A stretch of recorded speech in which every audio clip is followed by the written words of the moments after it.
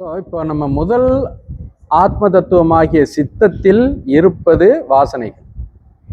வாசனைகளின் தொகுப்பு இருப்பது சித்தம். நம்ம எப்படினாலும் இங்கே வச்சுக்கோங்க. ஸோ இந்த வாசனைகள் என்றால் என்ன அப்படிங்கிறத இப்போ நம்ம பார்த்தோம். வாசனைகள் என்பது துன்பமாக இருந்தால் கூட அந்த வாசனைகள் என்பது உள்ளே ஏற்படக்கூடிய ஒரு பதிவு, இன்ப அனுபவத்தின் பதிவு அப்படின்னு வச்சுக்கோங்க வாசனை. ஸோ இப்போ இந்த வாசனைனால பிரச்சனை என்னன்னா, அதே ஆசையை மீண்டும் மீண்டும் தூண்டுகிறது. அப்போ அந்த ஆசையை தூண்டும் போது அது செயலாக்கத்துக்கு வந்துடுது. அப்போ இதுதான் இந்த சித்தத்தில் இருக்கக்கூடிய ஒரு முக்கியமான ஒன்று.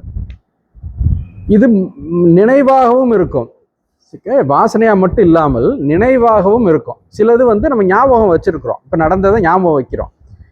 பொதுவாக நம்ம இப்போ சைக்காலஜியில் கூட இந்த அளவுக்கு அது தீர்க்கமாக சொல்லலை. இப்போ இருக்கிற ப்ரெசன்ட் டே சைக்காலஜி நீங்கள் படிச்சீங்கன்னா கூட இப்போ அவங்க பொதுவாக மனம்னு சொல்கிறாங்க, மன தத்துவங்கள்லாம் படிக்கிறாங்க. ரொம்ப ஆப்டான கரெக்டான சரியான வார்த்தை. அதனால தான் நம்ம சைவத்தில் அந்த சித்தம்ங்கிற வார்த்தை பல இடங்களில் பயன்படுத்தியிருப்பாங்க. சித்தமலம் அறிவித்து சிவமாக்கி எனையாண்ட அத்தன் எனக்கு அருளியவார் யார் பெறுவார் அச்சோவே. திருவாசகத்தில் கடைசி பதியத்தில் பாடுறாரு. அவரே முதல் பதியத்தில் என்ன சொல்றாரு? தெய்வம் என்பதோர் சித்தம் உண்டாகிங்கிறாரு. அப்போ தெய்வம்ங்கிற ஒரு சித்தம் முதல்ல வருது அவருக்கு, அது ஆரம்பம். கடைசியில் அவர் என்ன சொல்றாரு? சித்தமலம் அறிவித்து சிவமாக்கி எனையாண்ட அத்தன் எனக்கு அருளியவார் யார் பெறுவார் அச்சோவே. அப்போ சித்த மலம் அப்படின்னு எது அப்படின்னா இந்த வாசனைகள் தான். இந்த வாசனைகளுக்கு தான் சித்த மலம்னு பேர். இந்த வாசனைகள் இருக்கிற வரைக்கும் என்ன ஆகும்னா, அது எண்ணங்களை தோற்றுவிச்சுக்கிட்டே இருக்கும். அப்போ உயர்ந்த நிலையை அடையணும்னு நினைக்கிற ஆன்மீக பயிற்சியாளர்களுக்கு இந்த சித்தத்தையும் கடந்து அவங்க செல்லணும். அப்போதான் அவங்க வித்யா தத்துவத்துக்குள்ளேயே போக முடியும். அப்போ அந்த சித்தம் அப்படிங்கிறது ஒரு டிஸ்டர்பிங் எலிமெண்டா நமக்கு இருக்கு. அது போகணும் அப்படின்னா அது முதல்ல தூய்மை அடையணும். இந்த சம்ஸ்காரங்கள்ல 2 வகை உண்டு, நல்ல சம்ஸ்காரம், கெட்ட சம்ஸ்காரங்கள். இப்போ இந்த கெட்ட சம்ஸ்காரங்கள்லாம் போய் நல்ல சம்ஸ்காரங்களாகவே இருப்பதுங்கிறது தான் ஆன்மீகத்துல முக்கியமான ஒன்று. பார்க்கலாம். முதலில் இந்த கெட்ட சம்ஸ்காரங்கள் மாறி நல்ல சம்ஸ்காரங்கள் வர வேண்டும். அது எல்லாம் எங்க நிகழ்கிறது? சித்தத்துல நிகழ்கிறது. இப்போ இந்த சம்ஸ்காரங்கள் எப்படி போகும்? திருப்பி ஆசை வரும்போது இன்னும் கொஞ்சம் ஸ்ட்ராங்கா வரும் அந்த ஆசை. அந்தையே நம்ம நிறைவேற்றிட்டோம்னு வச்சுக்கோங்க, செயல்படுத்தலை அப்படின்னு வச்சுக்கலாம். செயல்படுத்தாமல் இருந்தால் என்ன ஆகும்னா, இந்த ஏற்கனவே இருக்கிற பதிவுக்கு தடை விதித்து விட்டால் அப்போ அந்த இந்திரிய பறவை என்ன ஆகும்னா, இறை இல்லாம இறந்து போயிருமா. அவர் சொல்றாரு, இறை மாண்ட இந்திரிய பறவை விரிந்தோட. அந்த இறையை போட்டுக்கிட்டே இருந்தால் அந்த பறவை திருப்பி அங்கேயே வரும். இறைய நீங்கள் போடலேன்னு வச்சுக்கோங்க, அது வராது. கொஞ்சம் நாள் கழிச்சு அந்த பறவை அந்த பக்கம் வராது. நம்மளே பார்க்குறோம்ல, இப்போ புறாக்கு உணவு போட்டுக்கிட்டே இருந்தோம்னா கரெக்டாக அந்த நேரத்துக்கு அந்த புறா அங்கே வரும். நீங்கள் ஒரு 4 நாள் போடலைன்னா அது இங்கே வராது, வேற பக்கம் போயிடும். அதுபோல் இந்த இந்திரிய பறவைகளுக்கு இறை போட்டுக்கிட்டே இருந்தோம்னா அந்த இந்திரிய பறவை நல்லா அங்கேயே இருக்கும், அந்த இந்திரியத்திற்கு பலம் அப்படியே இருக்குங்கிறத அவர் அப்படி சொல்கிறாரு. ஆனால் அந்த இறை கொடுக்கலைங்கும் பொழுது அந்த பறவை மாண்டு விடுகிறதா சொல்றார். இறை மாண்ட இந்திரிய பறவை விரிந்தோட உரை மாண்டவா பாடி தெல்லையனம் கொட்டோமோ. அவருக்கு அந்த அடுத்தடுத்த நிலைகளை அவர் சொல்றாரு. உரை மாண்டவா பாடினா அது ஒரு மௌன நிலை. அதுக்கு ஆரம்பமாக சொல்லுவது இந்த வாசனை நீக்கம். ஆக இந்த சித்தத்தில் இருக்கும் வாசனை நீக்கமே ஆன்மீகத்தின் முதல் படி. புரியுதுல? அதுக்காகத்தான் இப்போ நம்ம இந்த தத்துவங்கள் எல்லாம் படிக்கிற காரணம் என்ன? இதெல்லாம் இப்படி இருக்குன்னு தெரிஞ்சுக்கிறது மட்டும் நம்மளோட நோக்கம் கிடையாது. இது எந்த விதத்தில் நமக்கு உபயோகமாக இருக்கும் அப்படின்னு படிக்கிறதுக்காக எல்லாத்தையுமே நம்ம படிக்கிறோம். இப்போ சித்தத்தில் தான் பிரச்சனைகள் இருக்கு. அடிப்படை பிரச்சனை சித்தத்தில் இருக்கு, கீழேலாம் பிரச்சனை இருக்கு, அதை பார்ப்போம். சித்தத்தில் இருக்கிற பிரச்சனை தான் அடிப்படை பிரச்சனை. அது என்னன்னா வாசனைகள், துர்வாசனைகள், கெட்ட வாசனைகள். இந்த துர்வாசனைகள்னால் நம்ம ஆசைகள் வருது, அதனால பாவ புண்ணியம் வருது, பல பிரச்சனைகள் வருது. அந்த துர்வாசனைகளை போக்குறது தான் ஆன்மீகத்தில் முதல் படி, வாசனை நீக்கம் அப்படின்னு நம்ம இதை சொல்றோம். இப்படி இல்லாமல் இந்த வாசனைகள்லாம் போய் நல்ல வாசனைகளாக உருவாயிருச்சுன்னு வச்சுக்கோங்களேன். அதைத்தான் என்ன சொல்றாங்க, சித்தத்தை சிவன்பாலே வைத்தார். நம்ம கூட நாயன்மார்கள் கூட வராங்கல்ல, சித்தத்தை சிவன்பாலே வைத்தார் எல்லாருக்கும் அடியேன். அப்படி ஒரு அடியாரை நம்ம சொல்றோம், சித்தத்தை சிவன்பாலே வைத்தார். சித்தர்கள்ங்கிறதுக்கு சித்தி அடைந்தவர்னு ஒரு அர்த்தம் இருக்கு.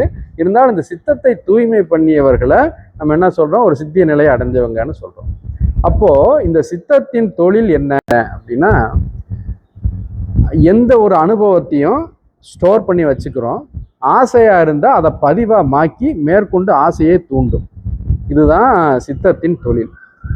இப்போ இந்த சித்தம்ங்கிறது இப்போ நம்ம லேட்டஸ்ட் சைக்காலஜி படி பார்த்தோம்னா, இவங்க வந்து மனசுங்கிறதே ரொம்ப காலம் ஏற்றுக்கல.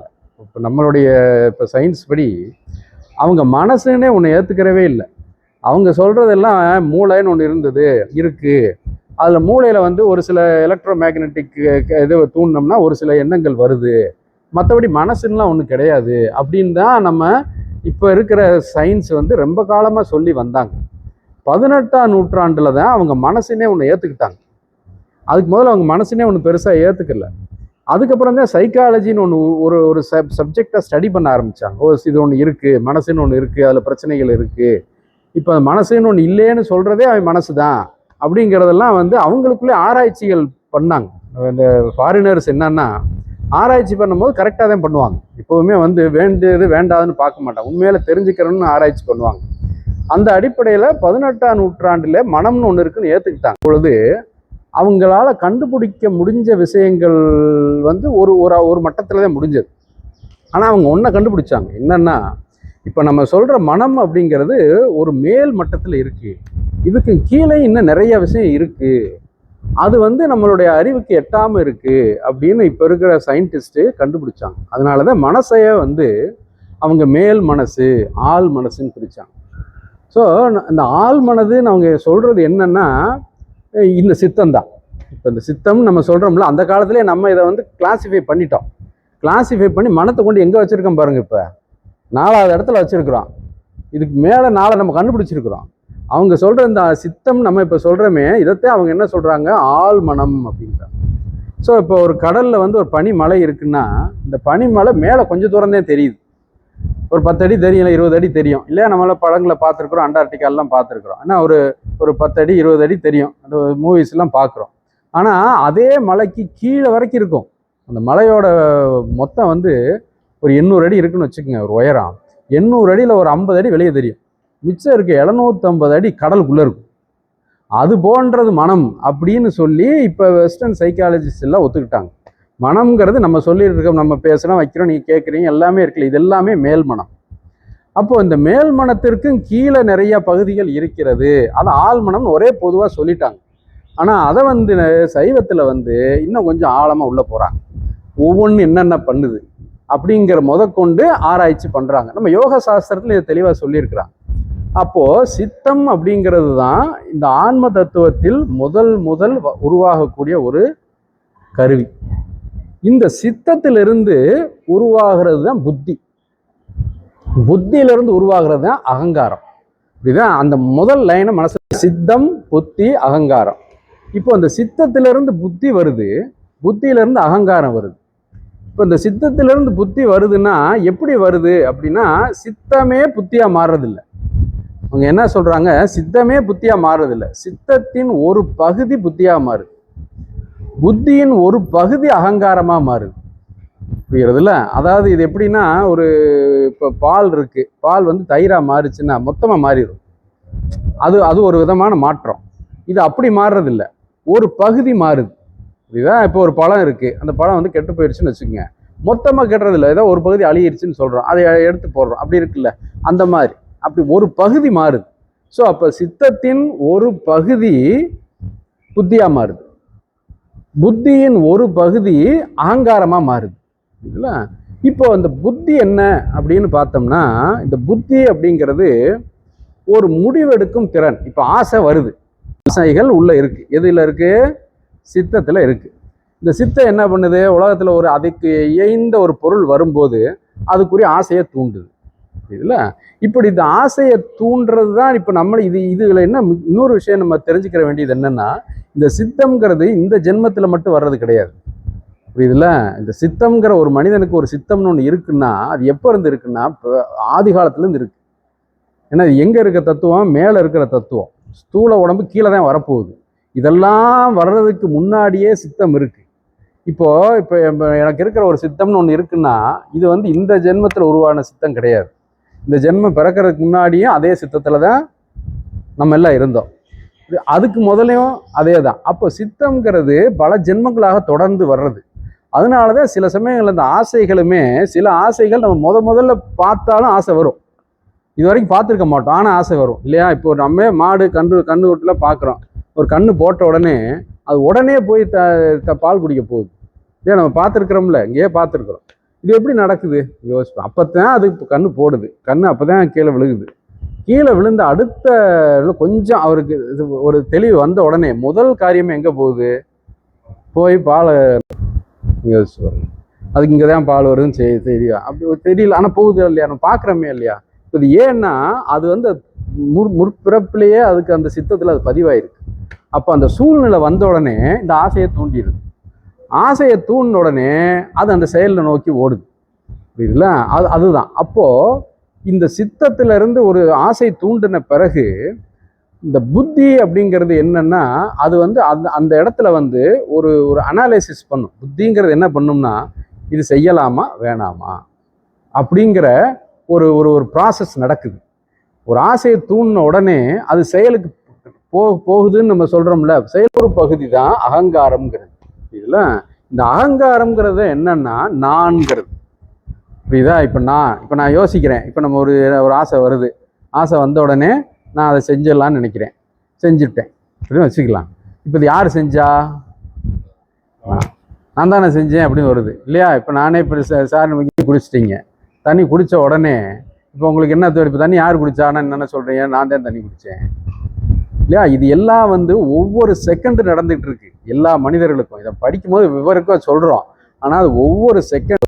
இப்போ நான் வந்தேன், நான் போனேன், நான் அதை சாப்பிட்டு எதை சாப்பிட்டேன், ஏதோ ஒன்று சொல்கிறோம். இந்த நான் அப்படின்னு ஒரு பொருள் சொல்கிறோம்ல, இந்த நான் என்கின்ற பொருளுக்கு உரியது தான் இந்த அகங்காரம்.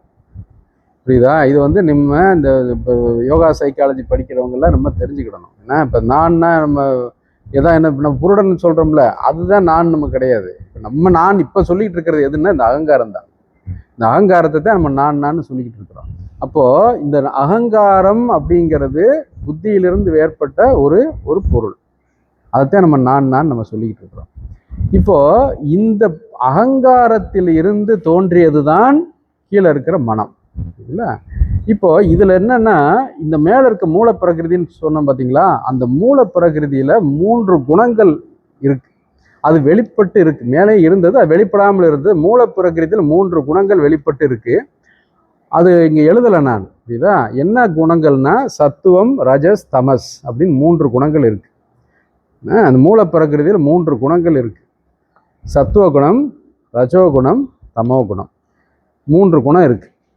இது எதுக்காக நான் இங்க சொல்றேன்னா நம்ம மனசுல அந்த குணங்கள் வெளிப்படுது. இப்போ அதை தெரிஞ்சுக்கிட்டாலே நமக்கு சரியா இருக்கும். ஏன்னா சத்துவம் அப்படிங்கிற குணம் என்னன்னா, ஒன்று படிக்கிறோம் அப்படின்னா அது சத்துவ குணம். ஒரு நல்லா தெரிஞ்சுக்கணும் ஒரு ஆசை வருது, இதெல்லாம் சத்துவ குணம்னு சொல்கிறோம். ரஜோகுணம் அப்படிங்கிறது ஒரு வேகமாக இருக்கிறது, அதை வந்து ரஜோகுணம் செயல்படக்கூடியது. தமோ குணம்ங்கிறது ஒரு மயக்கமாக இருக்கிறது, தூக்கமாக இருக்கிறது, இதெல்லாம் தமோ குணம். இந்த 3மே கலந்தது தான் அந்த பிரகிருதி மாயைங்கிறது. ஸோ அப்போ பிரகிருதி மாயையில் எது இருக்குன்னா இந்த 3 குணங்களும் சேர்ந்து இருக்கிறது. சத்துவம், ரஜோகுணம், தமோ குணம் 3ம் கலந்தது தான் அந்த பிரகிருதி மாயை. இந்த 3ம் கலந்து தான் சித்தமும் உருவாகுது. ஏன்னா அதுலேருந்து அது வருது.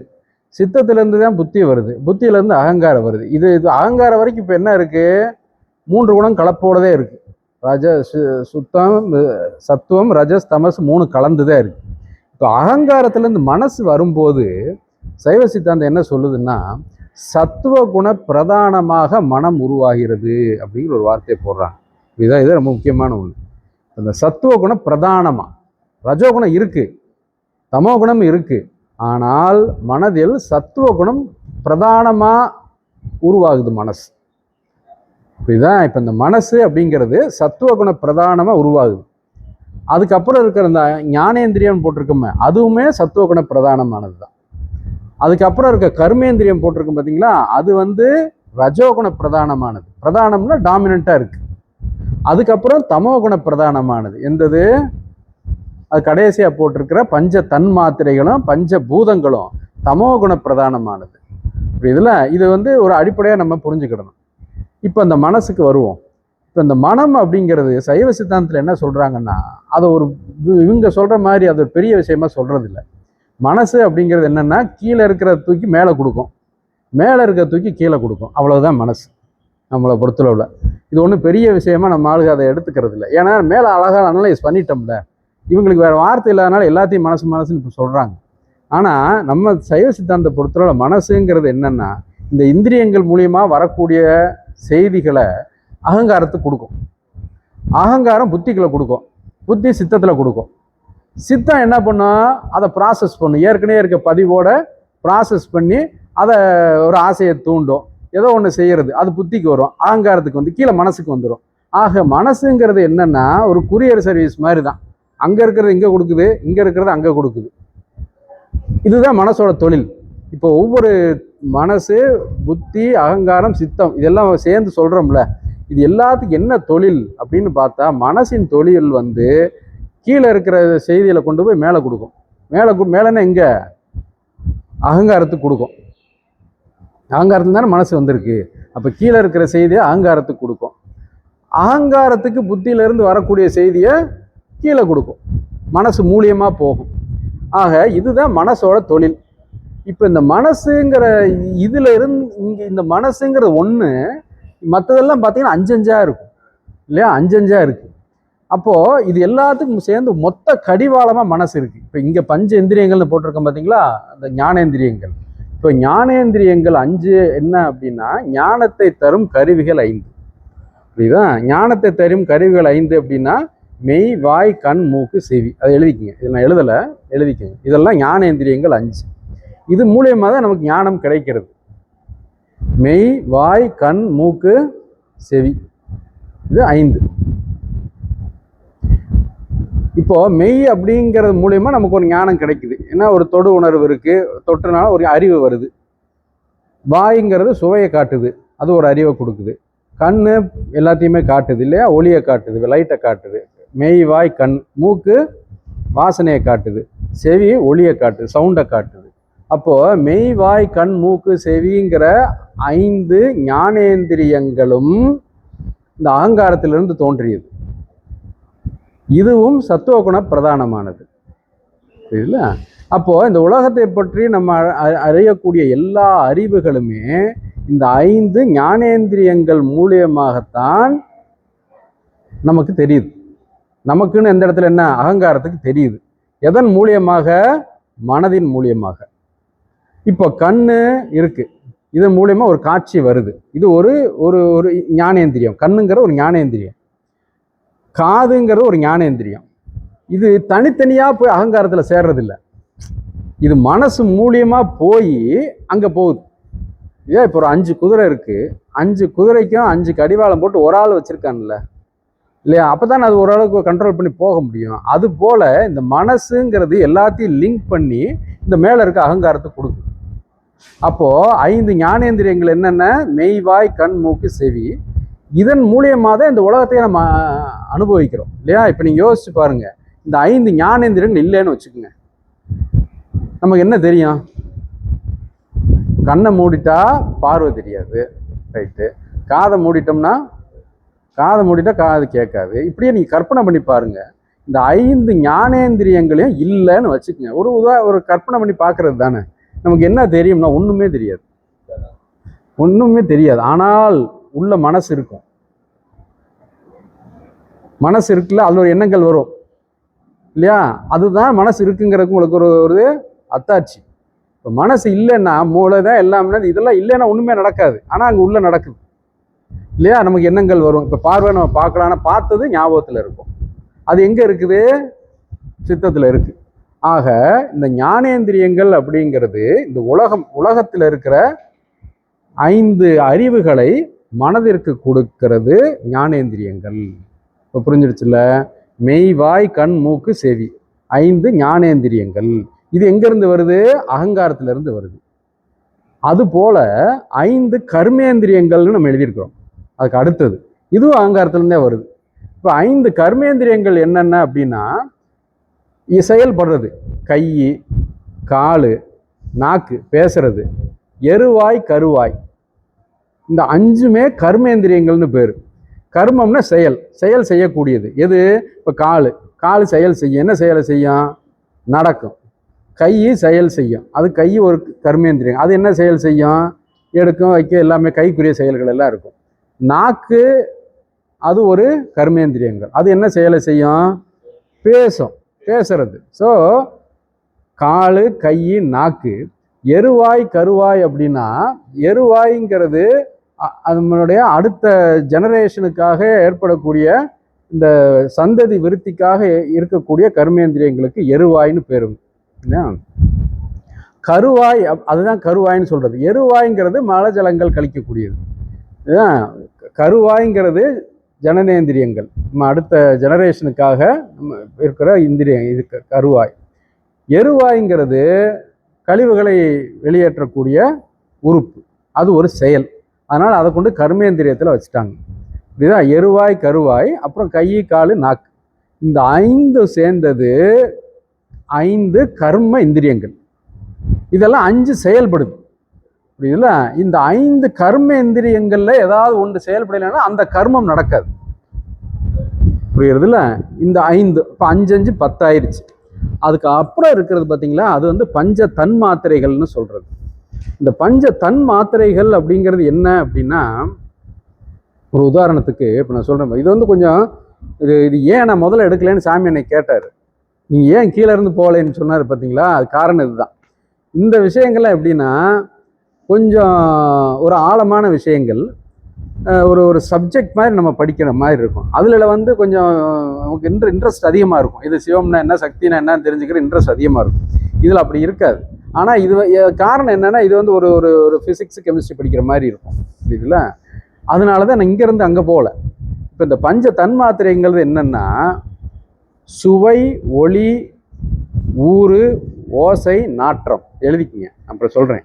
சுவை, ஒளினா லைட்டுன்னு வச்சுக்கங்களேன். சுவை, ஒளி, ஊறு, ஓசை, நாற்றம். இந்த 5க்கும் பஞ்ச தன்மாத்திரைகள்னு பேர். சுவை அப்படின்னா நமக்கு தெரியும், டேஸ்ட். ஒளினா லைட்டு, சைட்டு, பார்வை. சுவை, ஒளி, இந்த லைட்டுக்குரியது. சுவை, ஒளி. ஓசைங்கிறது சவுண்டு. சுவை, ஒளி. ஊருங்கிறது தொட்டு உணர்றதுக்கு ஊருன்னு பேர். மெய். இந்த மெய்யோட தொடர்புடையது ஊரு. நமக்கு இப்போ கண்ணை மூடிட்டா ஒருத்தர் வந்து தொட்டா தெரியுது இல்லை, அதுக்கு பேர் ஊருன்னு பேர். அந்த தொடு உணர்வு. ஸோ சுவை, ஒளி, ஊறு. ஓசைங்கிறது சவுண்டு. நாற்றம்ங்கிறது வாசனைகள், மூக்குக்கு தொடர்புடையது.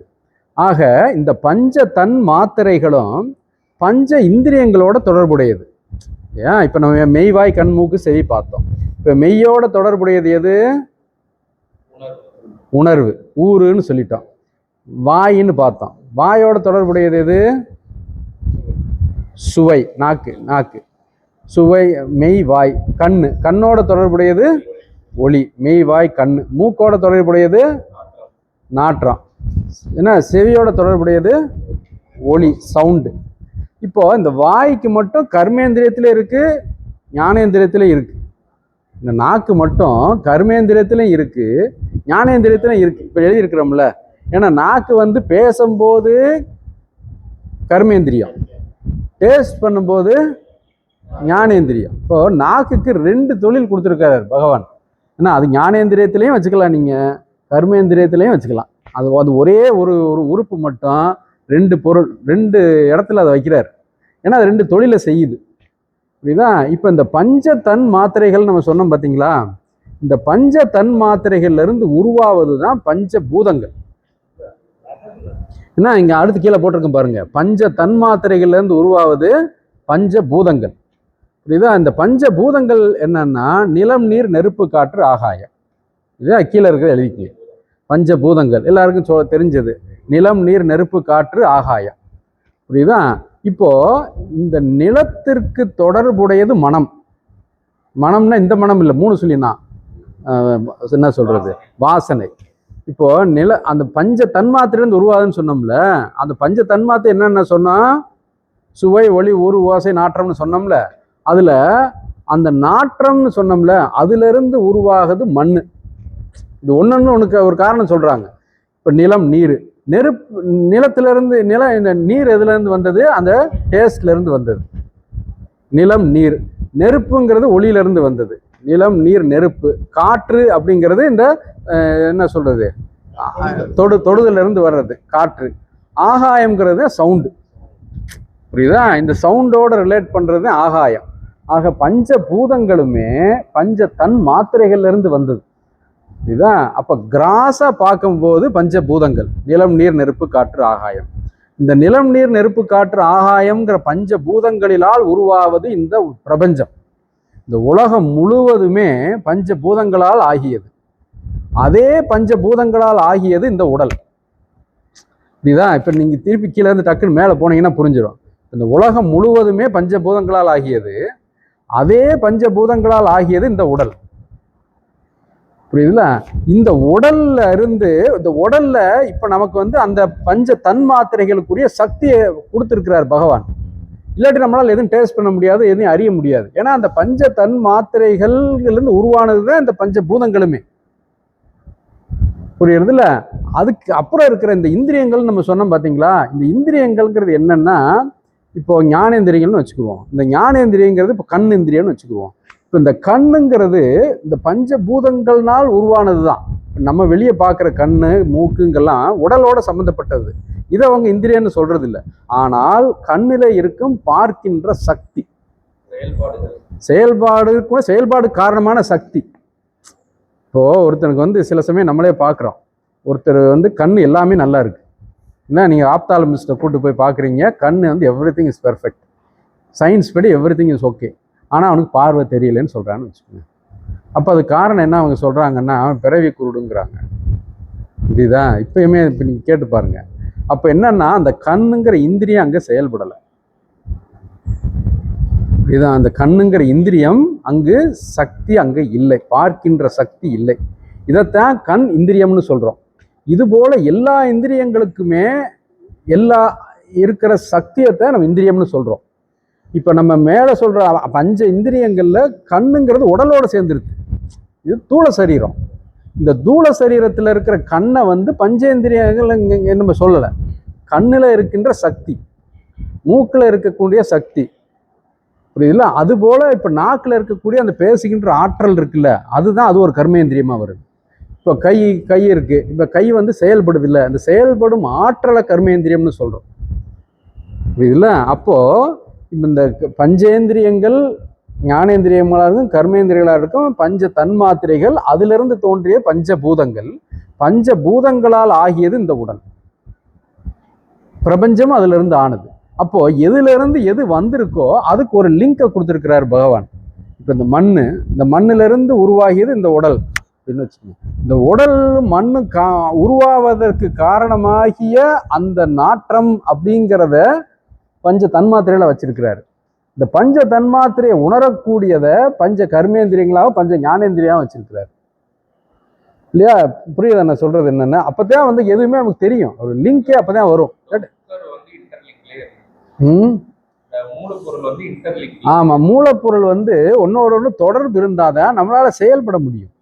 இதுதான் இந்த இது நம்ம தெளிவா வேற எந்த இதுல இவ்வளவு தூரத்து சொல்ல கிடையாது. இருக்கிற வெஸ்டர்ன் சைக்காலஜிஸ்ட் இந்திய தத்துவங்கள சில இதுல இருக்கு. வெஸ்டர்ன் சைக்காலஜிஸ்ட்ல இதெல்லாம் இன்னும் தெளிவாகவே அவங்க சொல்லலை. இதில் தான் தெளிவாக நம்ம சொல்லியிருக்கிறாங்க. இப்போ நம்ம இந்திய தத்துவத்தில் கூட இந்த 24 தத்துவங்கள் எல்லாரும் சொல்கிறாங்க. 36 தத்துவங்கள் சைவம் மட்டும்தான் சொல்லுது. அதுக்கு மேலே இருக்க இந்த 7, அதுக்கு மேலே இருக்க 5 அவங்க விட்டுட்டாங்க. அதெல்லாம் ரொம்ப ஆழமானதுன்னு சொல்லி அவங்க விட்டுட்டாங்க. 24 தத்துவம் நிறைய தத்துவங்கள் சொல்லுது.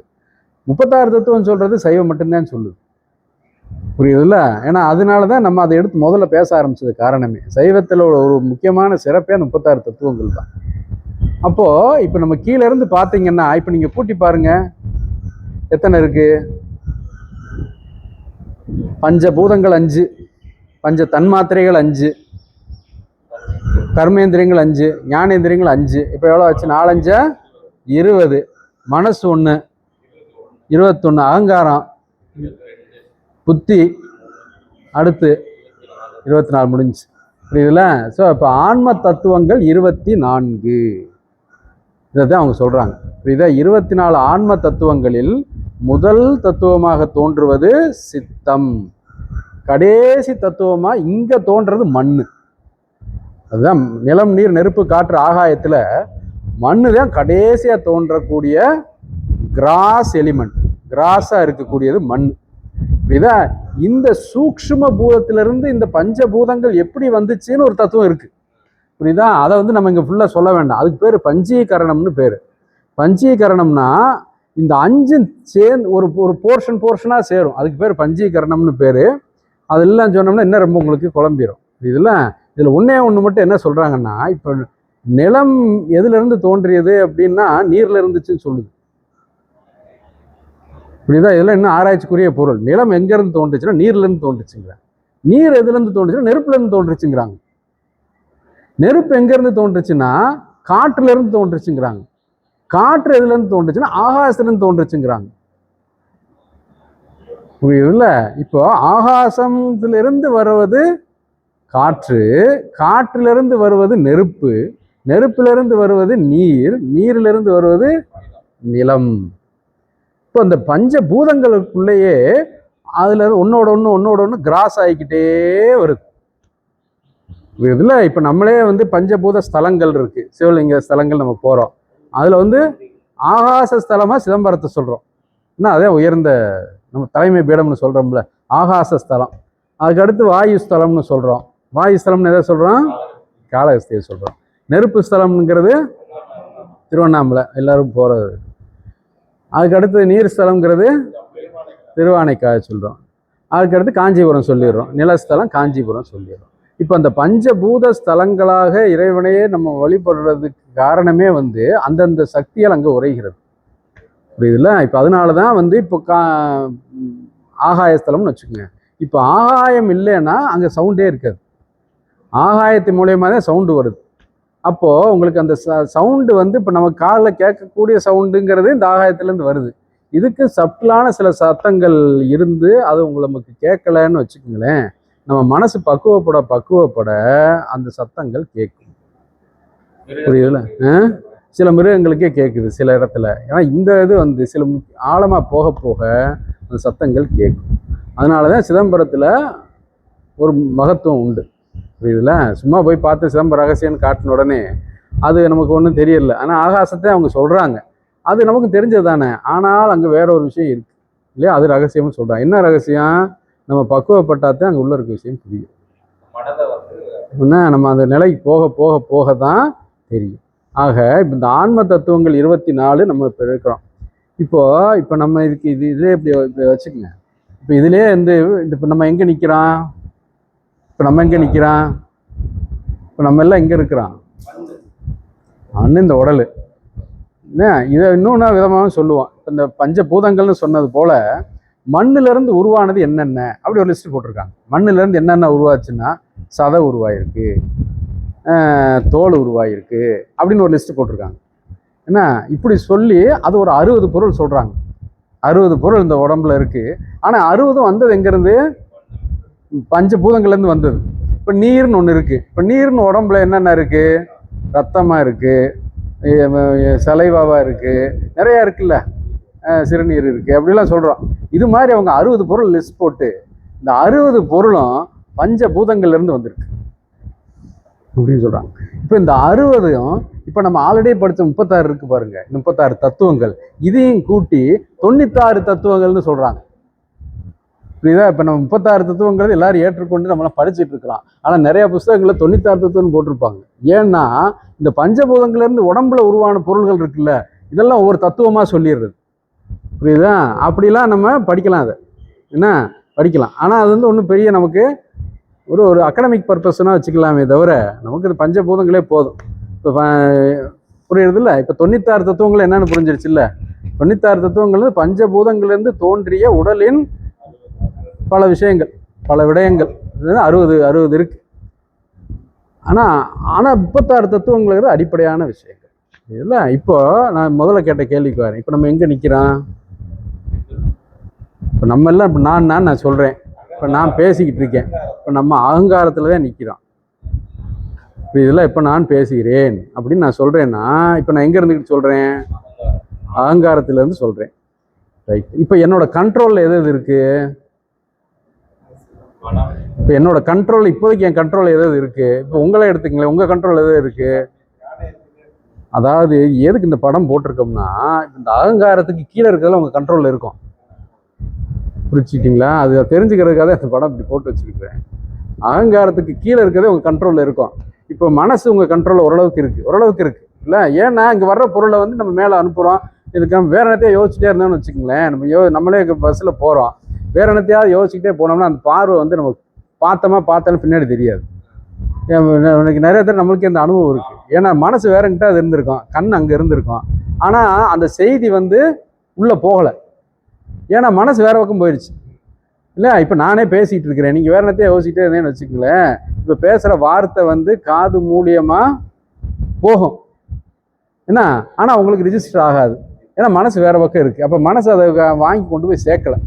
அப்போது என்ன சொல்கிறேன்னு, அப்போ இது எல்லாமே வந்து எதுனாலன்னா, இப்போ மனசு நம்ம நினைச்சேன்னா சரிங்கன்னு சொல்லி மனசை ஒரு கண்ட்ரோல் பண்ணி கொண்டு வரலாம். மனசு வந்து ஒரு டிரான்ஸ்மிட்டர் தான், அது ஒரு கொரியர் சர்வீஸ் மாதிரி. அப்போது இந்த மனசு உங்கள் கண்ட்ரோலில் வருது, பஞ்சேந்திரியங்கள் உங்கள் கண்ட்ரோலில் தான் இருக்குது, வேணா நீங்கள் கண்ட்ரோல் பண்ணிக்கலாம். பஞ்ச கர்மேந்திரியங்கள் கண்ட்ரோலில் இருக்குது, பஞ்ச தன்மாதி இதுக்கு கீழே இருக்கிறதெல்லாம் உங்கள் கண்ட்ரோலுக்கு ஓரளவுக்கு வச்சுக்கலாம். புரியுது இல்லைங்களா? இப்போ நமக்கு இதுக்கு மேலே இருக்கிறதுல கண்ட்ரோல் இருக்கான்னா கிடையாது.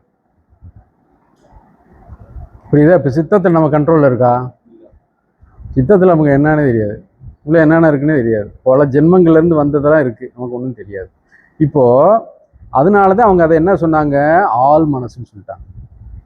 சைக்காலஜிஸ்ட் என்ன சொல்லிட்டாங்க, சித்தத்தெல்லாம் ஆள் மனசு. புரியுதா? இன்னும் வேறு டேர்ம்ஸில் சொல்கிறதா இருந்தால் அதை வந்து அன்கான்ஷியஸ் மைண்டுங்கிறாங்க.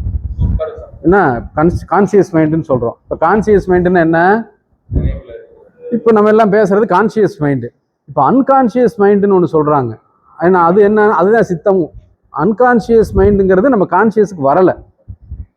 நம்ம கான்ஷியஸுக்கு வராத மனசத்தை அன்கான்ஷியஸ் மைண்டுங்கிறோம். ஆனால் இருக்கு, எப்போ வரும்னு சொல்ல முடியாது, எப்போனாலும் வரும், அது கண்ட்ரோலில் இருக்குது. புரியுதா?